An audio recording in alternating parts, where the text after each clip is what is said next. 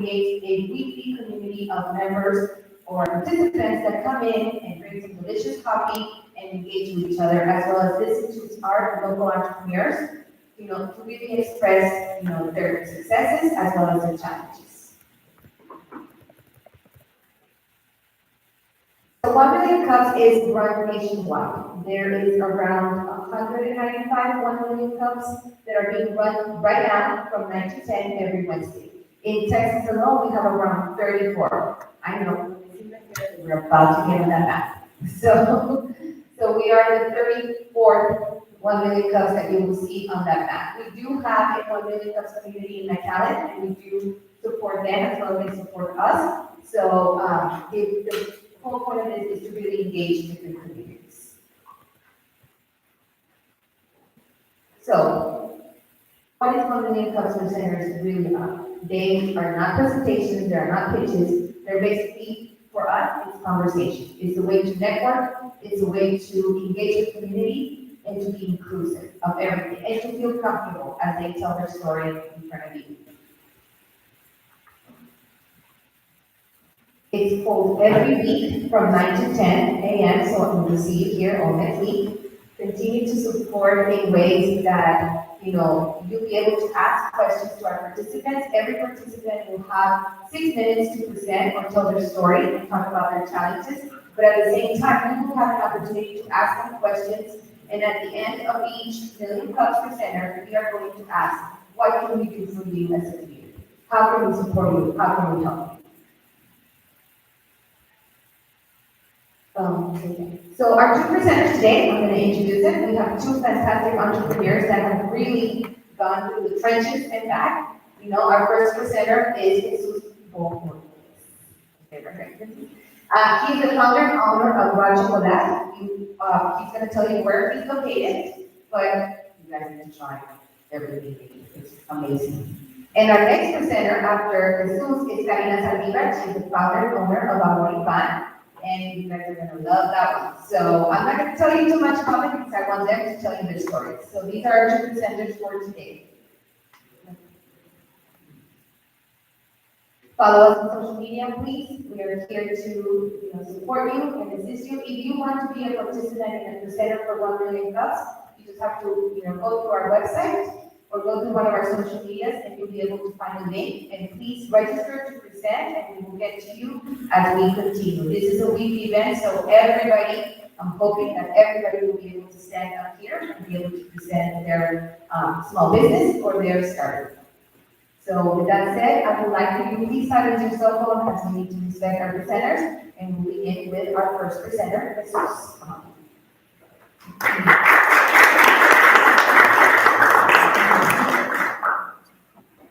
Hello, good morning everyone. So my name is Jesus Borges. I'm a self-made chocolate master, chocolatier, and owner of Raw Chocolate. So I guess I wanted to start off with a small phrase that I have learned. And it's failure is the mother of all success. We cannot succeed if there is no failures through the way, right? So every day is a new day to learn, to improve, and I wish I can, be successful without any failure. But honestly, sometimes we have different lessons, and every lesson will have different price. So I'm going to start off with how do I start the business of Raw Chocolate. So I started back in 2006. The family of my wife, she's from Chiapas, Mexico. They grow coffee beans, so that's why I got in contact with the really good farmers in South Mexico. And actually, I think I got really lucky because the persons that grow the cacao now they're really like international. They have really good resources, and it was a lot easier to make a fantastic product when you have a good quality ingredients. One of the things that I have learned, one of the failures that I have dealt with in South Mexico is that one time I purchased, we were having a good business relationship with one of the growers, and then at one point I was I was paying in advance until I realized that he was not sending me anything back. So I was like, you know what, it was time for me to actually to look for a different provider. It's the trust in business, it has to be into a certain point. Sometimes, believe it or not, you create a good business relationship with someone, but at the end of the day, you never know when they're going to take advantage of that kind of like trust. So, and then that started looking for another resources in South Mexico. Another big challenge that once I started making chocolate and I started selling at the farmers market. Why did I start making chocolate at the farmers market? Because it was kind of like a starting point for me to solve the product, to improve myself. Like I said, I'm a self-made chocolate maker, so it was for me to technically test out recipes. I cannot open a shop if I never went to culinary school or anything like that. So for me, I was at the time that I was going to UTRGV, and I was doing this as a part-time job for the weekends, and I really enjoy it, making chocolate because I truly believe of what I do. I truly believe that I'm not harming anyone. I truly believe that the cacao itself is considered as a superfood. It has a lot of benefit if it's done correctly. So it's kind of like, for me, it's kind of like putting that seed of love to every product that I make, even though they don't, I don't know. As long as they enjoy it, that's my point, and I know that I'm making something good that is gonna be for their own benefits, right? So when I start improving myself at the farmers market with recipes, how can the people, use the interaction has to be one to one, always hear to your customers what the feedback. If they like the product, if they don't like it, what they like the most. So you start interacting with your customers, and technically your customer is going to be guiding through. When you are creating your own business, it's a trailblazer. You are creating your own path. You are not buying a franchise that is going to tell you what to do step by step. So when you are creating your company from the bottom up, you have to be like tasting left and right, until you are getting better and better each time, right? So, and then after that, I realized like, okay, I'm getting better. Now it's time for me to actually open a shop. That was one of, I guess that's the biggest um, challenge that I have in this journey because it's hard. The business at the end of the day, you have to look at it as an investment. It's not like you can grow organically little by little, but it's gonna take a lot more time rather than you put some money in. So it's good that if you put some money in, it's gonna allow you to grow somewhere faster. So how you get your money in, you have to look at financial, go to a bank. We have to look through different routes in order to get funding to make the dream come true, right? And once you have the funding, anything after that, it's just one step. And then you have to deal with contractors, you have to deal with a lot of things that you are not involved, so you have to be in there every single time because if not, people will take advantage of your knowledge. If you don't know too much, they will take advantage of it. If you know or you don't know, they will try to take advantage.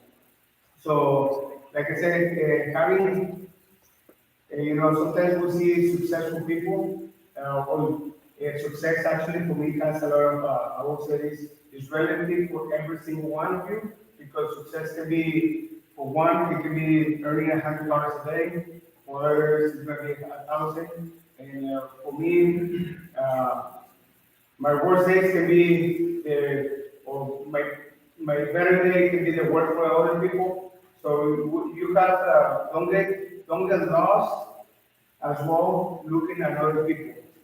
Try to focus on yourself. Try to try to look at the resources that the bridge is providing to you. Why? I think that one of the key importance at the beginning as well it was creating a business plan. when you create a business plan, at least you have a foundation, at least a path of what's going on, and then little by little you're gonna start kind of like evaluating yourself where you are and what you need to do for the next step, right? So creating a business plan is really helps as well. Okay? Any questions? So now we ask the question, what can we do to help Jesus and his business? Or if you want to have any questions, please feel free to ask him any questions. And we have some time, so look up the phone. Yep. So you have a pretty good product, there's sometimes, my question is, like, have you reached out to other restaurants, maybe partner up as a dessert, or some way to partner with other local businesses so that you can work across promoting your products? Yes, I actually, I mean, it's good, but right now, to be honest, my production is not as big as I wanted to. I'm trying to, the production on site is enough to provide for the shop and do a little retail in different locations. But I mean, one of the, the business is always constantly improving. So one of the next step will be to move out the production side out of the shop so I can have more production, and then I will be able to do more collaboration with local businesses, and as well be able to distribute out more of the product as well. I'll keep going. So, how are you planning to scale? Are you trying to sell online and make your own specific product one day, or? For example, the first thing will be to starting up is going to be move out the production side from the shop that I have, and then after that, of course, it will be distribution. We already have the branding and everything.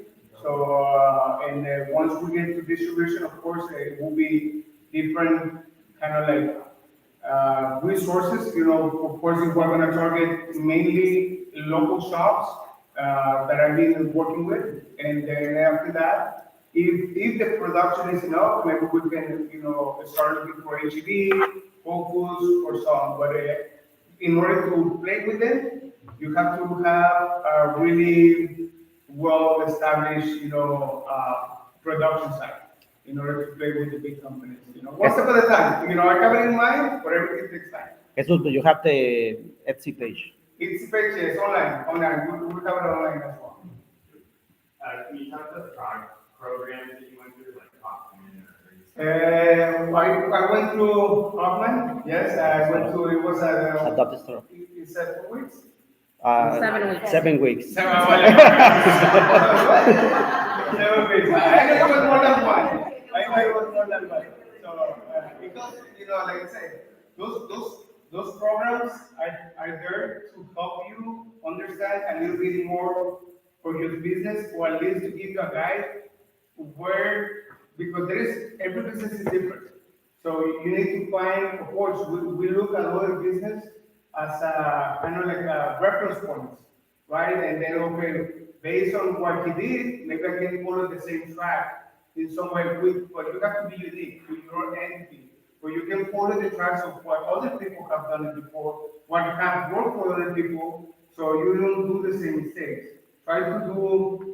We can also learn from mistakes from other people, right? I mean, that's the easiest way to learn mistakes. I wish it could be like that every time, but sometimes you have to learn the hard way, right? How can we help you? Yes, it's a good one. I was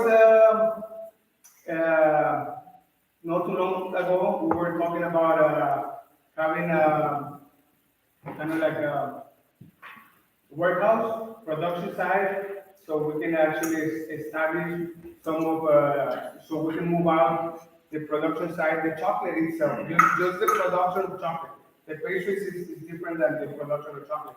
So we can move out the production of chocolate out of the coffee shop, so we can actually expand, and we have more room, and we are able to produce more, right? We're going to be more efficient, and we are going to be able to distribute the product, and not only in Brownsville, but I would like to really expand the product throughout the valley, and they have my product at like every, local business as possible as we can, you know.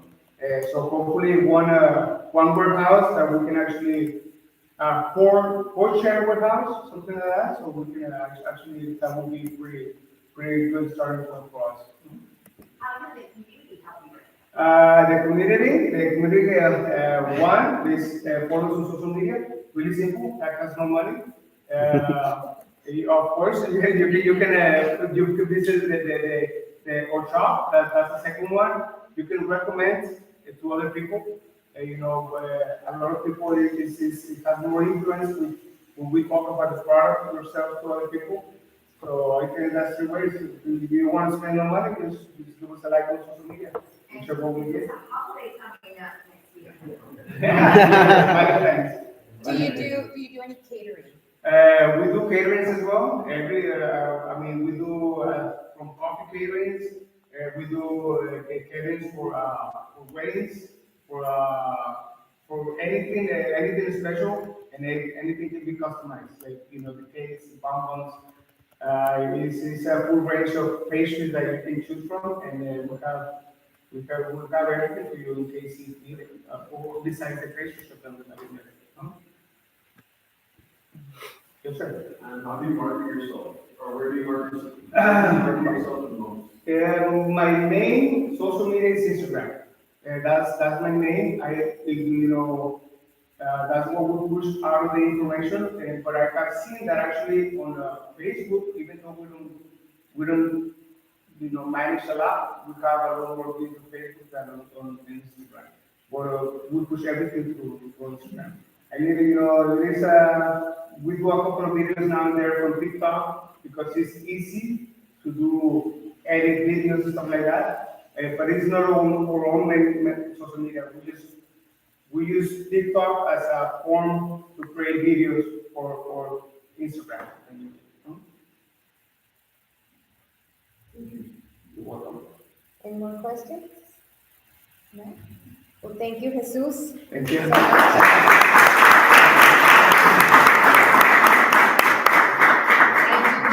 That Jesus was a Kaufman graduate for one of our programs that we, and he's also a Startup Texas winner for the funding that was provided by BCIC. They pitched, and they were one of our winners for that seed funding. So, take advantage of that. So our next presenter, she is one of our entrepreneurs that have been with ECC, and we're very proud of her. We're very successful, but I will let her tell her story. Her name is Karina Sativa. She is the proud owner and CEO of Amor y Pan. And welcome, Karina.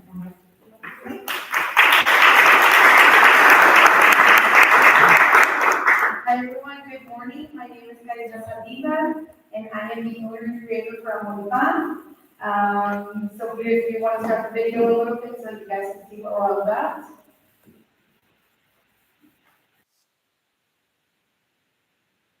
Oh, I can explain all of that to you. So, Amor y Pan was born, the idea was born in 2018, and it was born, the name says it all, Amor y Pan. It was born out of love. My brother was diagnosed with an autoimmune disease about 10 years ago, and he was diagnosed with an autoimmune disease, and he had a laundry list of things he couldn't eat. And if those things was eggs, dairy, flour, sugar, grains, soy, peanuts, you name it. We got to the point where I was like, dude, we're gonna have to feed you a little, ice cubes, because he couldn't eat anything.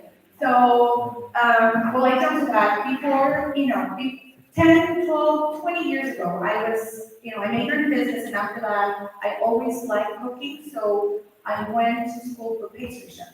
I came back, and at the moment, I guess it was either I was younger, and I thought there was no room for that yet here in Brownsville, so I just put it on the back burner. So 20 years forward, my brother gets diagnosed, and he can't have anything, he would go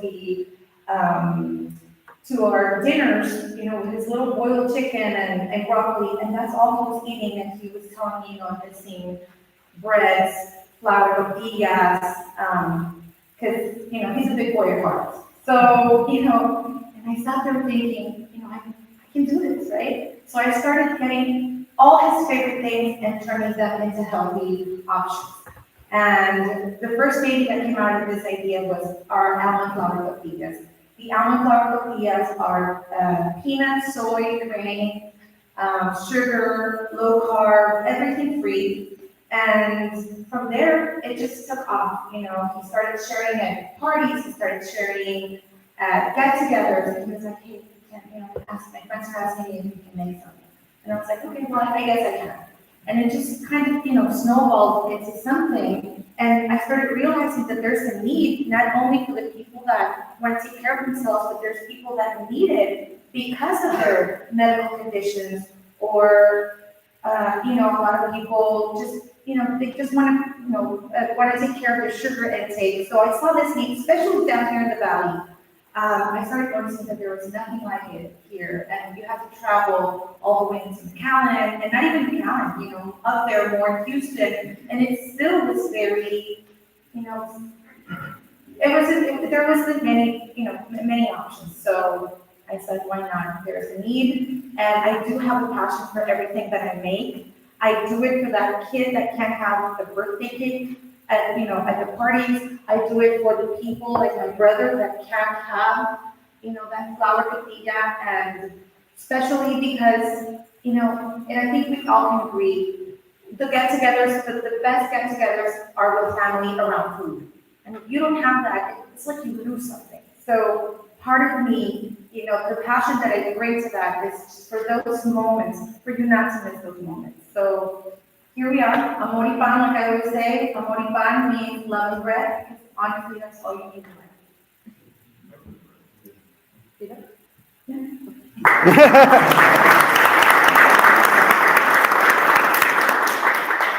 That's the way. Yes. You have other stuff, Yes, well, actually, I guess I just kind of jumped into that. We opened our store in March 2nd of 2020. We opened a brick and mortar store, and there it's a full-flow bakery, and it's a bakery, it's a low-carb, sugar-free bakery. We don't make traditional pastries. We don't use any refined sugar, any flours, any grains, any soy, any gluten, and that is, we don't, we've had people come into our store and say, hey, can you make my wedding cake? And they just want a regular one, and I will always refer them back to, because that's not what we do. What we do is sugar, flour, grain, and gluten-free, 100%. Like I said, we open our brick and mortar store, and there we have a plethora of options. We have sweets, sweets. We have baked goods. We have tortillas. We have sandwiches, and now we've been, expanding our menu because people have been asking, and I do see the need. So we have sandwiches, we have salads, we have quesadillas, waffles. We just developed a line that we call Safe Snacks, and they were actually, I want to say, designed, or not designed, what's the word I'm looking for? Created. They were created. I had this mother come into my shop, and she was so desperate. She's like, my baby can have, just like my brother, she can have a list. And she was a desperate mother. She couldn't feed her child. She said, breakfast. Why do we feed her for breakfast? And I couldn't sleep for 2 weeks. I said, I need to create something that helps. Like I said, little kids like that. And we developed what we call now Safe Snacks, and they are waffles, and they are sugar, grain, flour, gluten, egg, dairy, peanut, soy free, but they taste like the real deal. Don't be fooled. They don't taste like the typical diet food or carton. They taste just like the real I have waffles. Where's your location? We are located at 800 North Expressway at the North Park Plaza. I don't remember Ago. We're right in the middle, that little plaza there. Mm-hmm. Yes. So can you talk a little bit about, you're talking about a great product that, serves as a healthy alternative. Yes. Well, have you had any, challenges with our culture as, Well, surprisingly, my challenges don't come from from the culture because I'm trying to embrace. I come from a big Mexican, family with a lot of food, a lot of, culture. So I grew up around food. So when I make my creations, I do try, I will make 6, 7, 8 tries until I feel that I can fool you. That's when I release. And I'm gonna try and try and try and I can see some of us here, some of y'all are my guinea pigs. The real deal, does it taste like the real deal? And then they're like, I don't take that. So cultural wise, I think I'm trying to work with what I grew up and what I know. The challenge has not been so much the culture, but more I opened during pandemic times. I opened March 2nd, 2020. I literally opened, I had this beautiful shop, March 2nd, and within 2 weeks, they closed our doors. And thankfully, since I was, a shop friendly for diabetics and for people, I could, service curbside, but people will call me all the time and be like, what do you have? And it's difficult. And that's my challenges are stemming and coming from that, from opening during pandemic times, which worked extremely hard. But we still, powered through it. We are here. We were still able to service. We had to resort. I wasn't about to give up. I had a shop, and I don't want to say I was up to here in debt, but I had, expenses that I needed to meet. So, I started figuring out ways to put it out there. So we started doing WhatsApp, menus, Instagram, Facebook, and I was, letting people know we were here, and that's, yeah.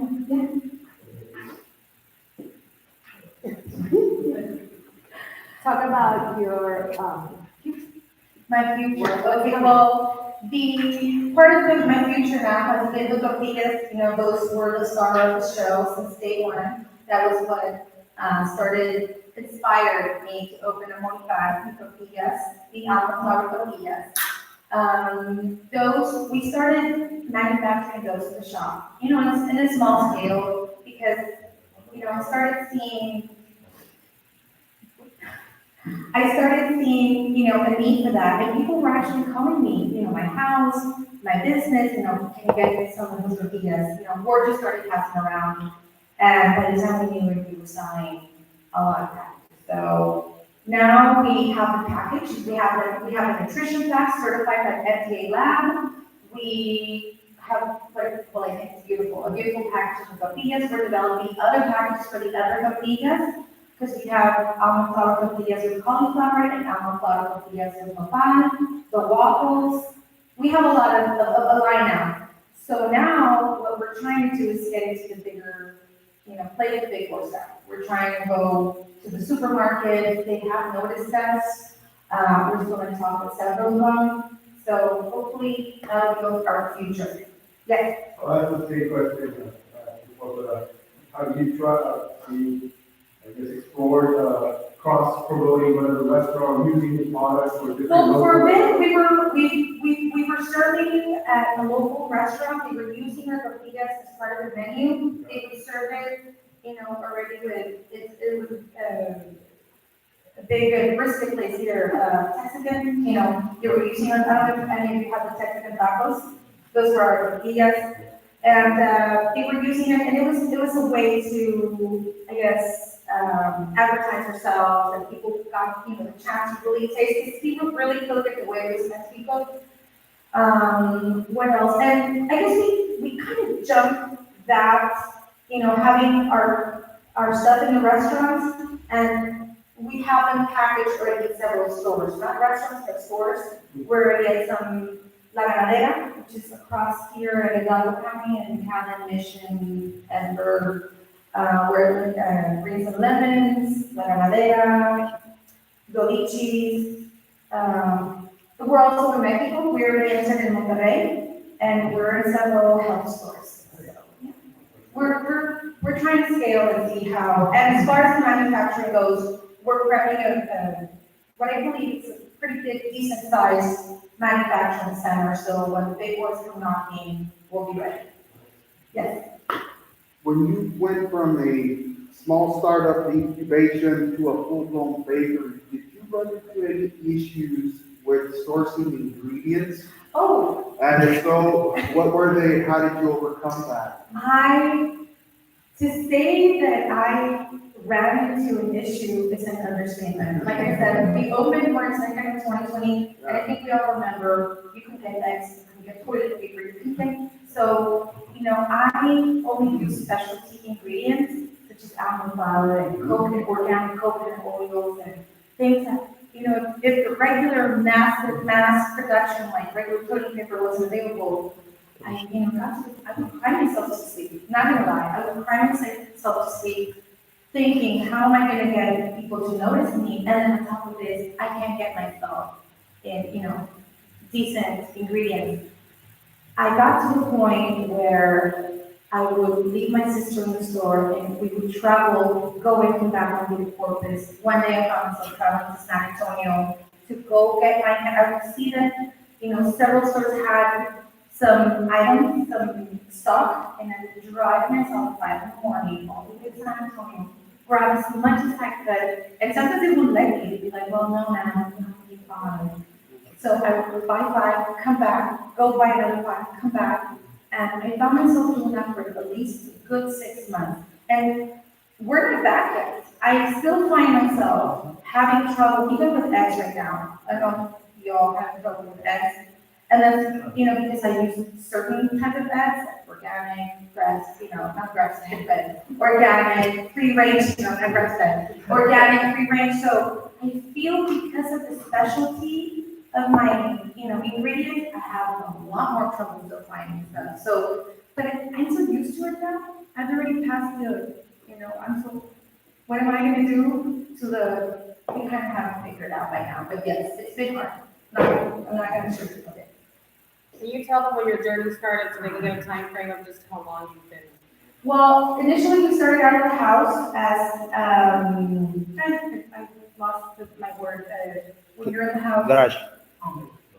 No, not my business, but they call it the cottage. Cottage house. Yes. And we started there with small, little things, something that my kids could stand. And we started with the tortillas, and I started since 2018. By 2019, I started, with the plans.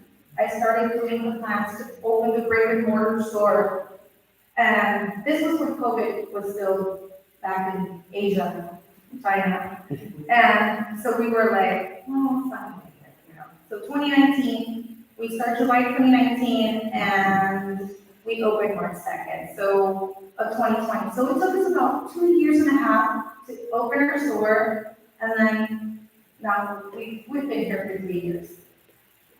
Karina, community resources that you have had? Community resources, of course. Well, first of all, I do have to thank Linda Outlet from the ECC. She found me because she was looking for a healthy option. She found me and she talked. I didn't even know these programs existed, and I want to say I'm involved in the community, but I guess I was, sometimes you walk by something and you're not looking for that, so you don't notice. So she contacted me. We became, she basically became my mentor. She started telling me about everything wonderful that Brownsville has to offer. And then from there, I started with ECC, and then I'm employed with, TMAC. They've been giving me the best pointers, telling me how to, my necessities, the machinery, and everything. And then from there, we went to the Texas startup. No, Adopt Startup. What? Adopt Startup with Adopt Silvia. Startup, yes. Silvia Robles. With Silvia Robles, we were there also. We were there at the, it was actually right when we opened. We did Adopt Startup at the UTRGV. And then from there, we just kind of transitioned and we went to the Kaufman. We did the Kaufman as well. And I can't stress this enough I don't know if you have any entrepreneurs that are starting, take the Kaufman, do listen to them. There's a lot of things that we think we know and we don't. And that has been one of the key elements in my success, listening to other people taking, of course, we end up taking what they need the most, and it's been wonderful working around, people, professionals like this. And then from there, we also competed in the Startup Texas, and we were winners as well. And we, of course, we got this, the seed, the fund, and now we're working close with Ms. Corey Peña with Ebridge. So, yeah. English fund. ¿Cómo has manejado bajo ahorita la inflación? Se ha subido los precios, la materia prima, todo que ha subido, ¿cómo lo estás manejando? Inflation, oh God, we have felt it, not gonna lie, we felt it hard. I'm even gonna go as far as to say that I felt this hit with inflation harder than COVID. Yes, people during COVID were still wanting to, I guess, go out, try, be healthy, and right now, people don't have that option. A lot of people, I have my customer base, I have great customers. That has been the key part of my success. My customers are loyal, they're good, they'll go visit me. But I've seen it, customers that will go and buy 10 packs of tortillas, they will still go to my shop. But I can see them buying in a different manner, as well as I think we all have, when we go to HEB, we're being more, a little more, yeah. So, I've tried holding my prices, not gonna lie, I don't know if you guys went through this, I tried holding my prices as long as I could, because my prices, and I guess our prices are really expensive because of the specialty items that it is. And, there's a lot of people that are not maybe informed enough, they think maybe she's just being ugly, overcharging. And I'm like, okay, I'm gonna hold my prices as much as I can, but they just keep, escalating, going up and up, and it just got to the point where I did have to raise the prices. And I don't know where we're gonna end, but we're still trying. What can we do for you? How can we help? Well, you guys have helped it enough. You have helped enough. The community, well, just like Ms. said, a share, a recommendation, that's what keeps us alive. There is nothing more important than the community sharing your product. And I want to say, we're going to do social media and this and that, but I think there's nothing better than a word recommendation. Hey, what's your that? It is great, this and that. I think, those recommendations, and they stick to people. At least when somebody tells me, hey, have you been to the Beatles Burger? And they tell me that they're so good, I will make it a point to go there. So, just recommendations. Yes. So I think one of the things, and this is just me personally, one of the things that sometimes keeps me from trying new things is not knowing actually how to do it, or how to cook them in the kitchen. Do you already do demonstrations, or would you consider doing Well, like I said, I do. Well, right now, every time I do like to get to know my customers, and I guess because my shop is still fairly small, so I do have that contact one-on-one with my customers. So every time they go, I try to tell them how to eat it, how to cook it, and I even tell them, there's a puff. You're not cooking it right. How to do this, try to do this and that. I'm hoping to get to the point where I'm not going to be able to be with all of my customers because that means I'm growing. But my packaging has, very detailed instructions on how to cook it. 25 seconds on one side, 30 seconds on the other. Whether it's this, toast if it's on toasty. So I try to be as responsible in passing. Yes. So I was wondering, it sounds like you have a fantastic product that has broad potential. Yes. So I would only see one of the days that we're going beyond the valley. What is the shelf life of your product? Well, the shelf life refrigerated is 45 days because we airtight, it's airtight. We don't just package it up. We made it a point to, since we want, and even if you don't airtight, they'll last 45 days, but they don't use this fresh. and I wanted to keep that experience for every single package, and we felt that we made every time work for us. So it's refrigerated 45 days, frozen up to 2 months, and you will get the same freshness, and you won't even know that, you won't even know they were frozen at some point, you take them home. But have you looked at a broader online market? Actually, we have, right now we have I want to say a halfway page. You go in there, you see the information. We're not selling it, but we're building a webpage right now, as we speak. Hopefully, in a month, we should start. But how do you ship them if they are? Oh, we already have the boxes designed. They have all the liquid outside and what you want, that way you can get your box, what's coming in there. And we designed a little, the people that we work with helped us design a little, it's like an ice chest, or, I don't say ice chest, but like a foamy ice chest. You put it there, and the system that say, feel that it's cold, as, we want you to get up. Any more questions? I do encourage Oh, you. yeah, go ahead. I'm sorry. As an entrepreneur, we wear a lot of hats. What are some of the things that you would outsource, for example, bookkeeping or website design? Well, definitely the website design. I don't know good about that, so definitely that.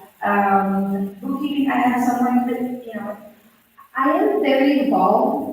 I don't want to say where it's to, I do believe in letting the professionals do their thing. I do like to keep myself involved just because I like to know my business inside and out. And that way I can foresee or be prepared if any problems or any issues come up in any way, whether it's website, or whether it's accounting, or whether it's finances. That's just for the reason that I get myself involved, and at the end of the day, I believe that professionals should do the job, and I do, I do invite other people to be part. And then also I see it as, if I hire this, helping the community work with me. So I see it as a network. Thank you, Karina. Thank you very much.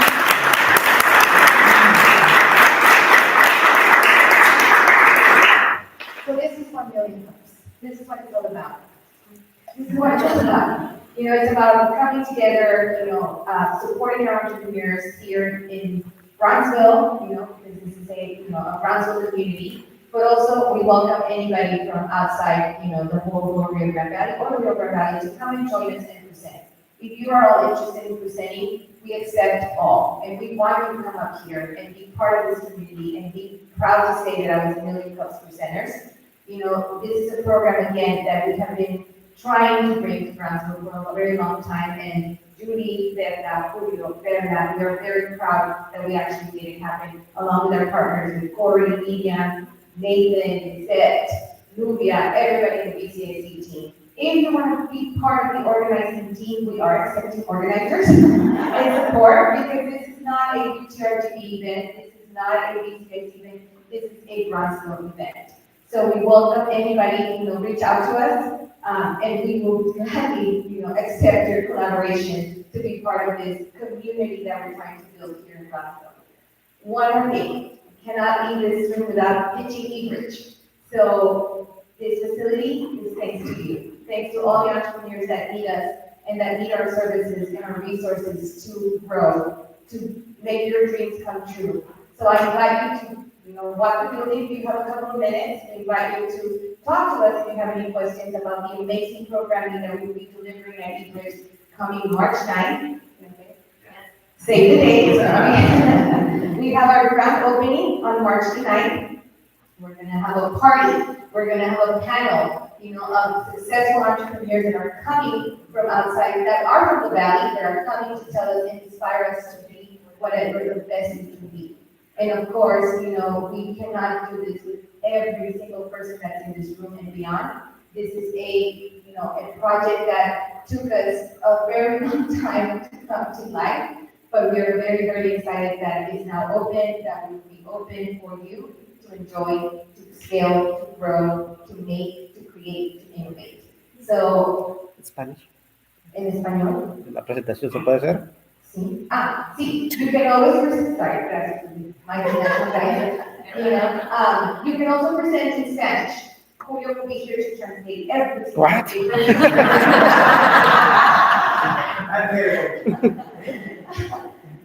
Podemos presentar también en español, no hay ningún problema, todos, si nos necesitan ayuda para traducción, aquí estamos nosotros, así que sin ningún problema podemos presentar y hacer one minute cups, ¿por qué no? También en español.